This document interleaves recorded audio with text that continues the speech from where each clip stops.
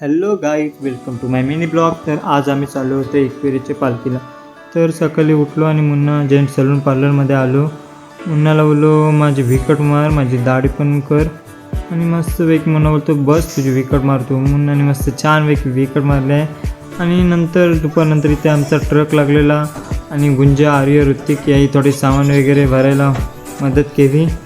मग आम्ही नाचत गात निघलो एकविरेला जायला. घाटातच एवढा पाऊस लागला ना, थोडी आमची गाडी गडबड उडली आणि पाऊस लागला खूपच आणि घाट पण लागला आणि त्या गडगडाट गडबडमुळे आमची टोपं पण पडायला लागली.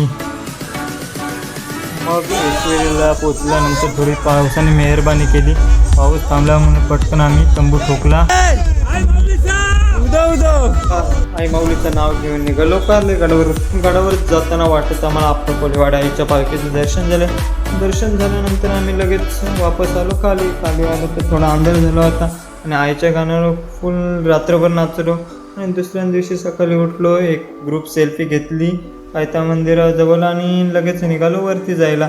वरती आलो आणि आईचा दरबार मस्तपैकी फुला पानाने त्रिशूल वगैरे काढला होता फुलाने. मग राजाचं नवस होता. मग त्याने खालून कोंबडा आणला आणि कळसावर उडवायला घेतला.